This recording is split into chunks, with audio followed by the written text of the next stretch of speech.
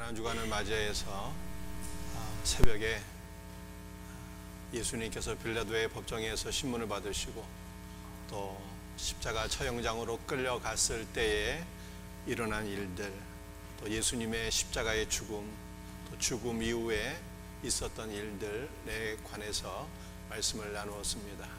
그런데 예수님의 십자가의 핵심은 바로 부활인 것입니다.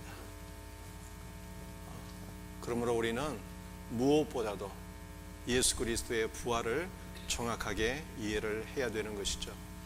오늘 먼저 부활절을 맞이해서 우리 주 예수 그리스도 안에 있는 풍성한 은혜와 생명이 우리 모든 사랑하는 성도들의 심령과 가정 안에 가득 부어지기를 주님의 이름으로 축복합니다. 오늘은 본문 말씀을 통해서 두 가지 말씀을 함께 나누고자 합니다. 우리 첫 번째 나눌 말씀은 예수님의 죽음과 부활 안에서 죄 사함과 영생의 복을 받는다입니다. 복음서를 보게 되면 안식구 첫날에 몇몇 여인들이 예수님의 무덤으로 찾아갔어요. 그런데 요한복음 20장 말씀을 보게 되면 요한은 예수님의 무덤을 찾은 여인들에 대해서 단 한 명의 이름만 밝히고 있습니다. 그 한 명의 여인이 막달라 마리아입니다. 왜 막달라 마리아의 이름만 요한복음 20장에서 말씀하고 있는 것입니까? 그것은 마리아가 가장 예수님께 많은 사랑을 받았고 또 예수님의 무덤을 찾아가는 일에 누구보다도 적극적이었기 때문입니다. 그렇다면 막달라 마리아는 왜 무덤으로 가는 일에 적극적이었을까요? 무덤 안에는 예수님이 누워 계시고 그곳으로 갈 때 사랑하는 예수님에 관한 모든 소식을 들을 수 있을 것이다 라고 생각했기 때문입니다. 예수님을 사랑하는 성도들에게는 나타나는 분명한 특징이 있어요. 그것은 예수님에 관한 모든 소식을 듣기를 원하고 배우기를 원하고 알아가기를 원한다는 것입니다. 사랑하는 성도들이여, 여러분 예수님 사랑하십니까? 그렇다면 우리는 어디서 예수님에 관한 모든 것을 듣고 배우고 알아갈 수가 있을까요? 그것은 오직 딱 하나, 교회뿐이에요. 그러므로 우리 사랑하는 성도들이 교회를 더욱더 가까이 하고 교회를 통해서 사랑하는 예수님에 관한 모든 것을 날마다 더 깊이 듣고 배우고 알아가고 누릴 수 있는 복된 은혜가 있기를 주 예수의 이름으로 축복합니다.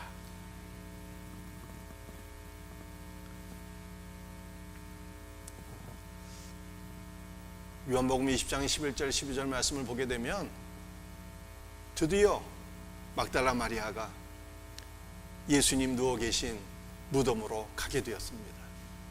무덤에 도착한 마리아는요, 무덤 밖에 서서 울고 있었어요. 그런데 울고 있더니 라고 하는 단어가 현재형 능동태, 이것은 그냥 조금 흐느꼈다라고 하는 정도가 아니라 펑펑 울었다는 뜻이에요. 오랫동안 지속적으로 막 통곡했다는 뜻입니다. 그렇다면 막달라 마리아는 왜 무덤 밖에 서서 통곡하며 울었을까요? 마리아는 아마도 예수님께서 십자가에 처형당한 그 광경을 머릿속으로 연상하며 고통당하신 예수님, 죽으신 예수님으로 인해서 너무 마음이 아파서 그렇게 울었을 것입니다. 그런데 예수님은 죽기 전에 이런 말씀을 하셨어요. 예루살렘의 딸들아, 나를 위하여 울지 말고 너희와 너희 자녀를 위하여 울라, 이렇게 말씀하셨어요. 그러므로 우리는 예수님의 죽음을 생각하면서 마리아처럼 그렇게 펑펑 울면은 주님이 원하시는 것이 아닙니다. 예수님의 죽으심으로 인하여 우리에게 죄사함과 영생의 복이 왔으니 오히려 우리는 예수님 생각하며 기뻐해야 되는 거예요. 무엇 때문에 우리는 울어야 되는 것입니까? 예수님을 십자가에 못 박게 한 원인이 되는 우리와 우리 자녀들의 죄를 깨달으며 하나님 앞에 통해 자복해야 될 것을 믿으시기를 바랍니다.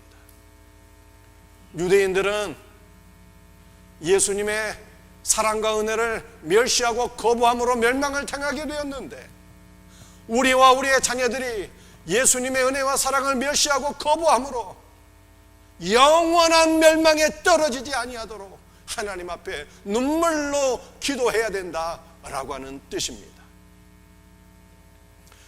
그런데 우리 요한복음 20장 말씀을 보게 되면 마태복음과 좀 대조가 되는 내용이 있어요. 마태복음을 보게 되면은 무덤 안에 천사가 있었는데, 무덤 안에 천사가 있었던 이유는 부활하신 예수 그리스도를 증언하기 위함이었습니다. 보라, 예수께서 다시 살아나셨느니라 라고 천사가 여인들에게 예수님의 부활을 증언했습니다. 그런데 요한복음 20장의 기록은 마태복음의 기록과는 차이가 있어요. 마리아가 울면서 무덤 안을 들여다봤는데 무덤 안에 두 천사가 있었어요. 그런데 이 두 천사가 하나는 예수님께서 누우셨던 머리편에 앉아 있었고, 또 한 천사는 발편에 앉아 있었다는 거예요. 예수님께서 누워 계신 그 자리, 머리와 발편에 앉아 있었던 두 명의 천사는 속죄소의 두 천사를 연상케 하는 것입니다. 여러분들 이 말씀과 이미지를 한번 보시기 바랍니다. 출애굽기 25장 18절 19절 말씀을 보게 되면은 속죄소 양끝에 두 그룹, 즉 두 천사가 있는데 날개를 펴서 이 속죄소를 커버하고 있는, 보호하고 있는 모습을 우리가 보게 됩니다. 우리는 이 말씀 속에서 일단은 속죄소가 무엇인가라고 하는 것을 이해하셔야 돼요. 속죄소가 무엇입니까? 다른 말로 하면 시은좌라고 해요. 시은좌는 은혜를 베푸는 보좌이다 라고 하는 뜻입니다. 하나님께서 1년에 단 한 번 대속죄일에 지성소 안에 있는 시은좌에 임재하셔서 그곳에 뿌려진 피를 보시고 이스라엘 모든 백성들의 죄를 다 용서해 주시는 은혜를 베풀어 주셨습니다. 그런데 사도 바울은 로마서 3장에서 이 속죄소가 바로 우리 주 예수 그리스도다라고 하는 것을 말씀했어요. 그런데 요한복음도 은연중에 예수님께서 누우셨던 곳 머리와 발편에 두 천사가 앉아 있었다라고 하는 이 모습을 통해서 바로 예수님께서 우리의 속죄소가 되신다라고 하는 것을 보여주고 있는 것입니다. 그러므로 우리는 누구를 통해서 죄의 사함과 영생의 복을 받는 것입니까? 죽으시고 부활하신 예수님, 우리의 속죄소가 되신 예수님을 통해서 죄의 사함과 영생의 복을 받게 되는 것을 믿으시기를 바랍니다.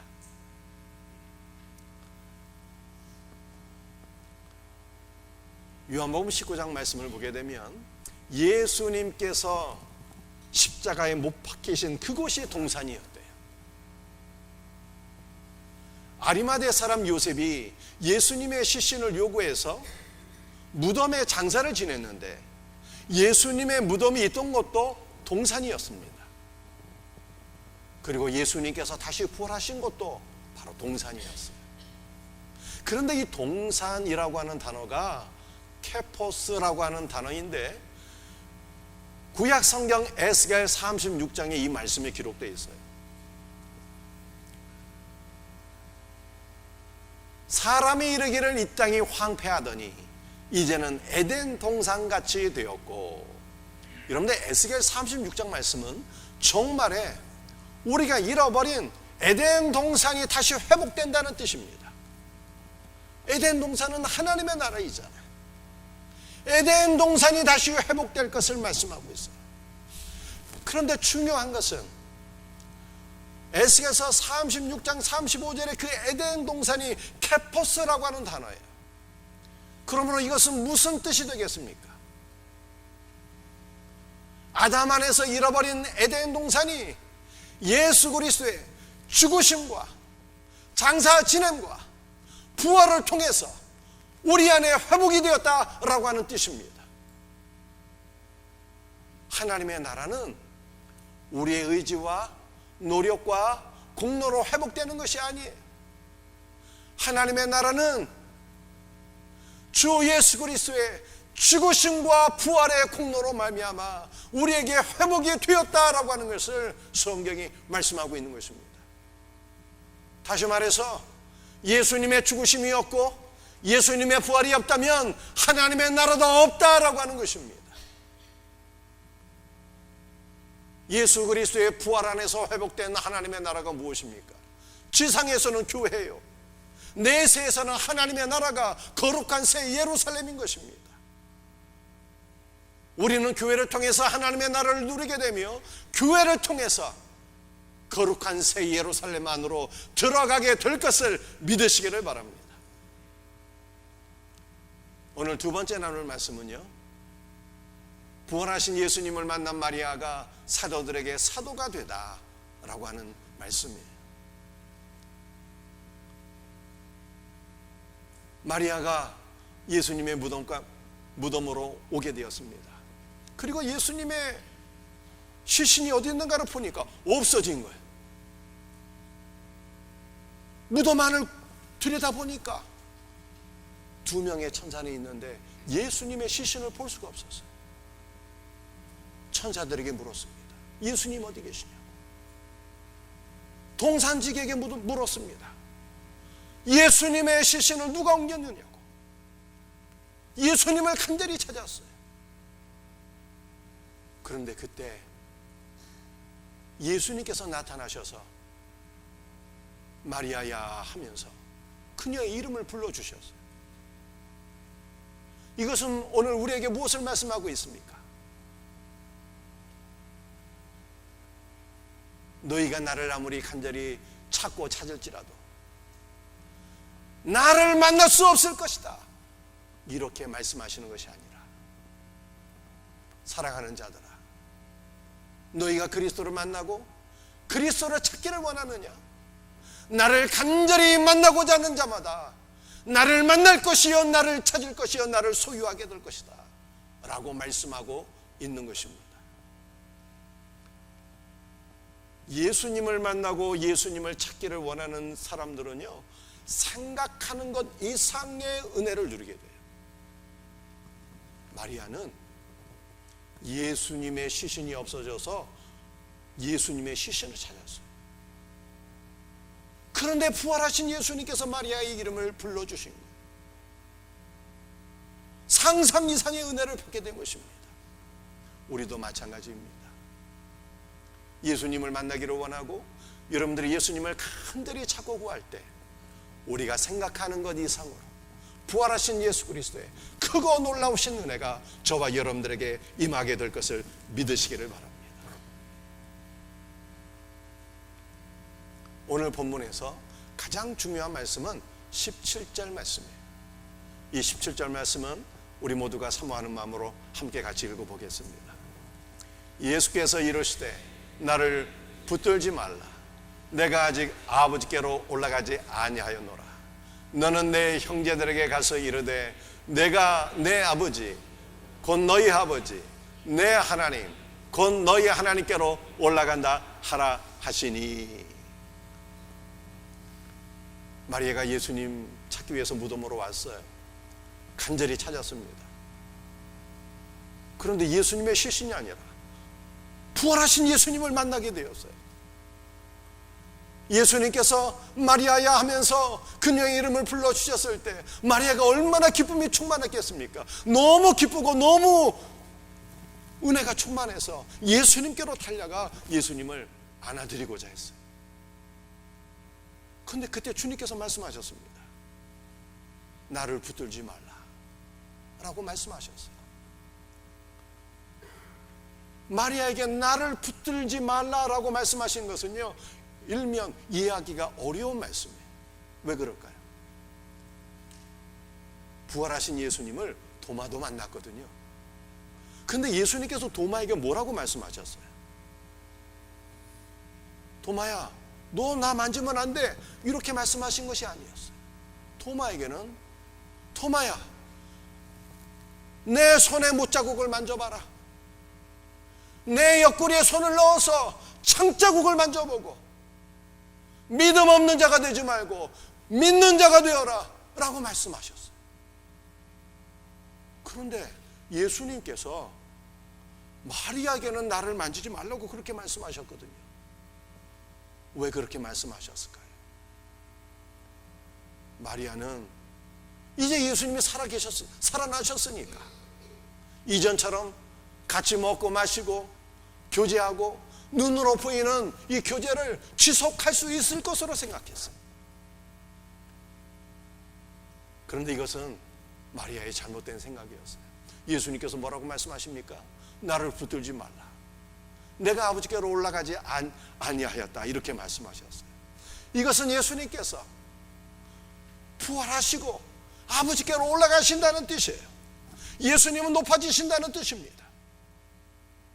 그러므로 우리는 이제 높아지신 예수 그리스도를 믿고 예수 그리스도께 경배를 해야 되는 것입니다. 이제 우리는 마리아처럼 예수님의 손 붙잡고 교제를 하는 것이 아니라 성령 안에서 주 예수의 이름을 부르고 기도하는 가운데 예수 그리스도의 영적 임재를 누려야 된다는 것입니다.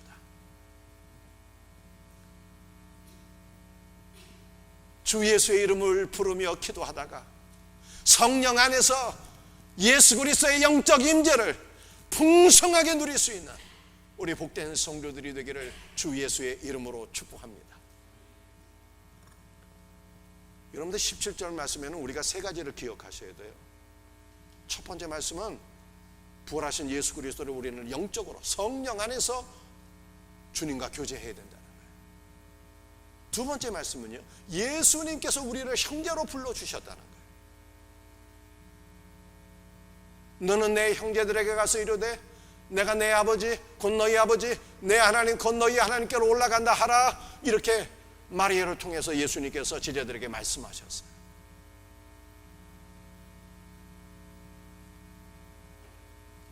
우리 예수님은 부활 승천하셔서 높아지신 분이에요. 만왕의 왕이 되셨고 만주의 주가 되셨습니다.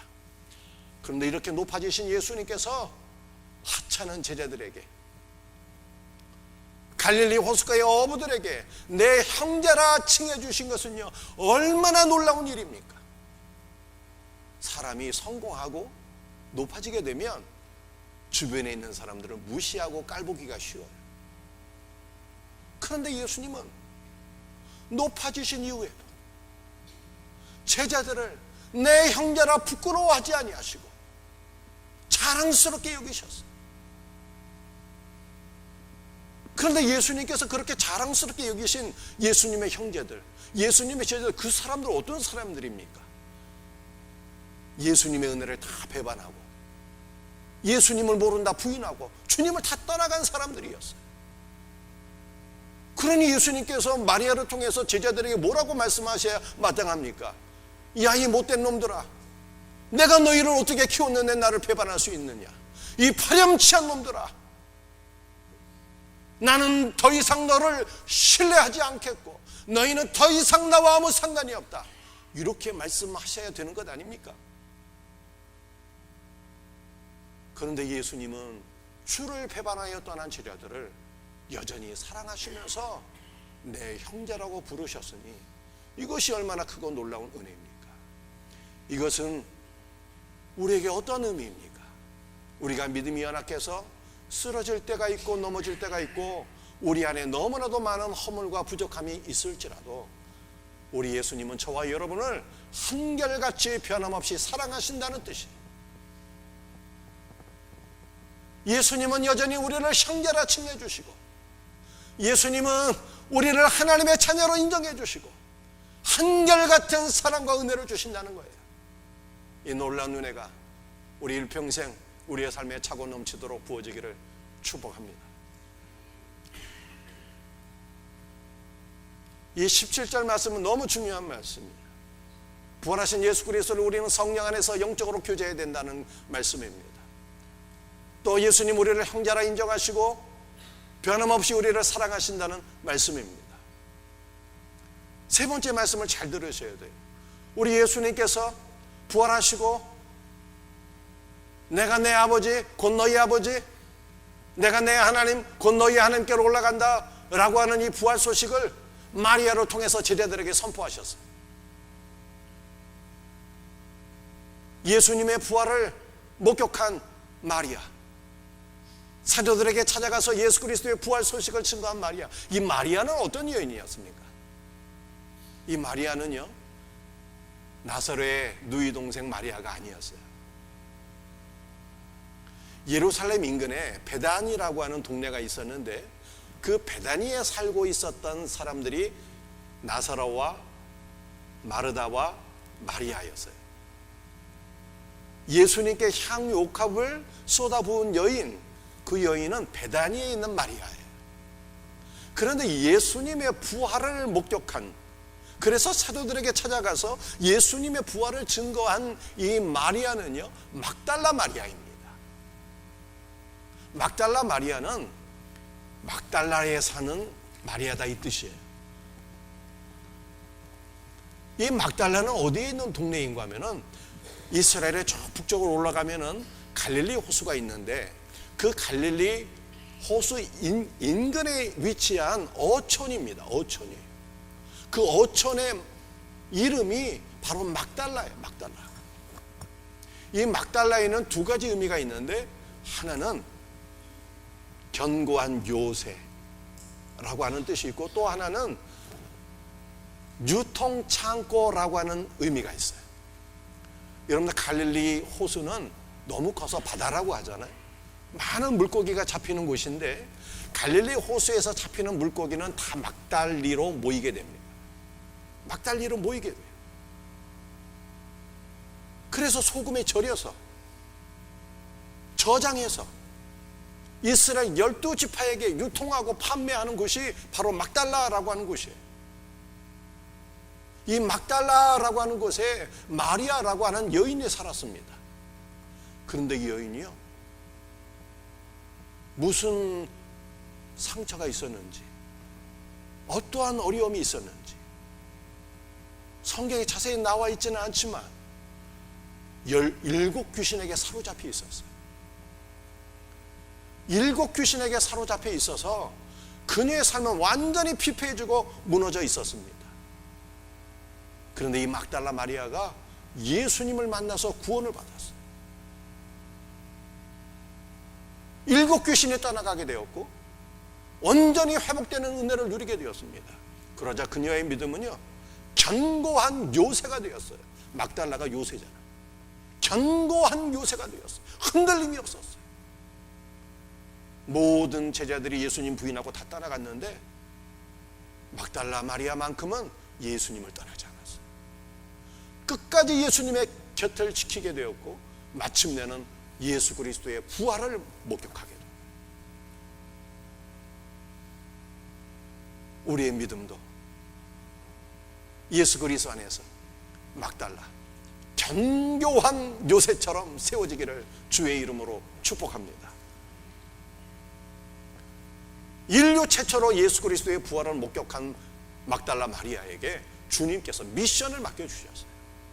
너는 내 형제들에게로 가서 내가 내 아버지 곧 너희 아버지, 내 하나님 곧 너희 하나님께로 올라간다라고 하는 소식, 나의 부활 소식을 증거해라 라고 예수님께서 말씀하신 거예요.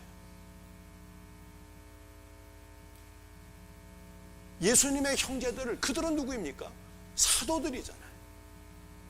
막달라 마리아는 이 사도들에게 사도가 되었어요. 이 사도라고 하는 것은요, 무슨 뜻인가 하면 보내심을 받은 자다라고 하는 뜻이에요. 12명의 사도들에게 막달라 마리아가 보내심을 받아서 예수 그리스도의 부활을 증거하게 되었으니 사도 위에 사도가 된 거예요. 얼마나 큰 영광입니까? 그런데 중요한 것은 저와 여러분들이 예수 그리스도의 부활을 믿음으로 우리도 보내심을 받은 사도가 되었다는 거예요.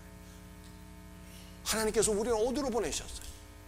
우리의 가정으로 우리를 보내셨고, 직장으로 보내셨고, 크게는 온 세상으로 우리를 보내신 거예요.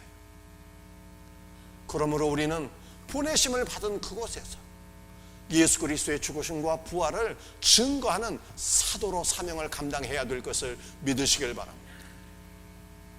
여러분의 사랑하는 가족들에게 주 예수 그리스도의 죽으심과 부활을 증거해야 되는 것이고, 여러분들의 직장에서, 여러분들이 거처하는 모든 곳에서, 그것이 하나님께서 우리를 보내신 곳이에요. 그곳에서 주 예수 그리스도의 죽음과 부활의 복된 소식을 증거하는 보내심을 받은 사도로 쓰임받기를 예수님의 이름으로 축복합니다. 마지막 말씀이에요. 부활하신 예수님께서 승천하셨어요. 아버지 보좌 우편으로 올려주셨어요. 아버지 보좌 우편에서 예수님 뭐 하고 계십니까? 로마서 8장 34절 말씀을 보게 되면 예수님은 아버지 보좌 우편에서 우리를 위하여 간구하신다 라고 말씀하고 있어요. 예수님께서 아버지 보좌 우편에서 우리를 위해서 중보기도 하신다는 거예요. 우리를 위해서 축복하며 기도하시는 거예요. 예수님께서 우리를 위하여 축복하며 기도하고 계시니 우리는 하늘의 은혜와 하늘의 복과 하늘의 생명과 예수 그리스도 안에 있는 모든 복된 것들을 다 충만하게 받아서 예수 그리스도 안에서 저와 여러분은 반드시 승리하게 될 것을 믿으시길 바랍니다. 이 믿음으로 살아야 되는 거예요. 아니, 다른 사람이 기도하는 것도 아니고 예수님이 보좌 우편에서 우리를 위해 축복하며 기도하신다잖아요. 주님의 기도가 얼마나 강력하겠습니까? 주님이 우리를 위해서 축복하시는 그 축복 가운데 우리는 하늘의 은혜와 생명과 만복을 누리며 승리하는 거예요. 믿음으로 승리하기를 주 예수의 이름으로 축복합니다. 그런데 우리가 중요한 것은요, 예수님께서 에베소서 2장 6절 말씀을 보니까 하나님 보좌 우편에 앉으실 때 우리도 그곳에 함께 앉게 하셨대요. 그러면 우리는 지금 이 땅에 살고 있지만 하늘에 속한 자가 되었다는 거예요. 여러분들, 예수님께서 보좌 우편에서 뭘 하신다고 제가 말씀드렸어요? 우리를 위해서 중보기도 하신다고 말씀했잖아요. 그러니까 우리가 예수님과 함께 보좌 우편에 앉아 있게 되었다라고 하는 것은요, 예수님께서 우리를 그리스도와 함께 중보 기도자로 세우셨다는 말씀이에요. 사랑하는 성도들이요, 예수님과 함께 기도하는 자가 되셔야 돼요.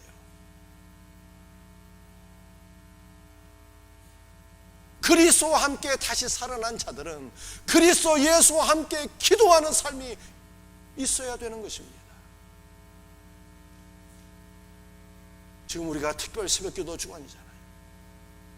사랑하는 자녀들을 위해서 축복 기도하셔야 되는 거예요. 교회 안에 연약한 지체들을 위해서 간절히 중보 기도하셔야 되는 것입니다. 영혼 구원이 그냥 됩니까? 전도 대상자를 위해서 그리스도 예수의 사랑으로 사랑하며 축복하며 기도해야 되는 것입니다. 특별 새벽기도가 진행되는데 기도하지 않으시는 분들은 도대체 무슨 배짱으로 살아가고 있는 것입니까? 기도는 힘들고 어려운 의무가 아니에요. 기도는 특권이에요. 예수님과 함께 기도하는 거예요. 예수님과 함께 교제하는 거예요. 예수님 안에 있는 만복을 누리는 거예요. 기도가 승리의 길인 거예요. 기도가 생명의 길인 거예요. 기도하는 성도들이 되기를 예수님의 이름으로 축복합니다. 골로새서 3장 1절 말씀을 보니까 부활 승천하신 예수님께서 하나님 보좌 우편에 앉아 계신다 그러잖아요.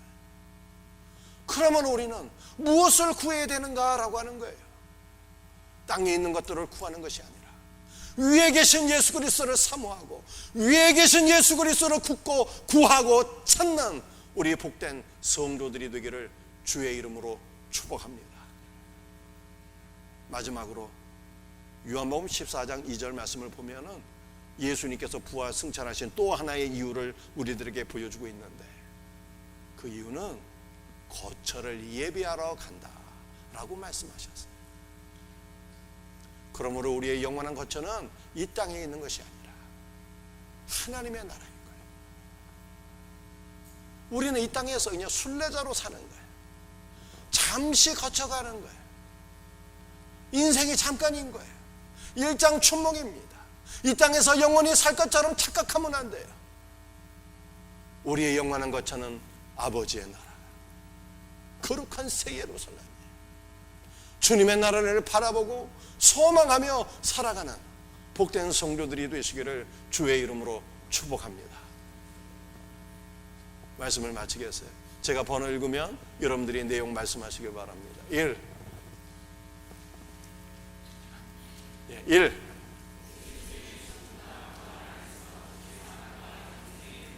아멘.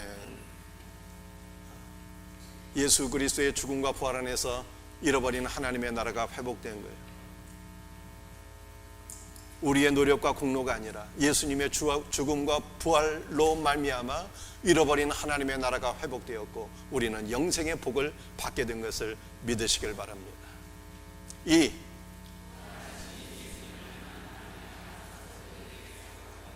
아멘.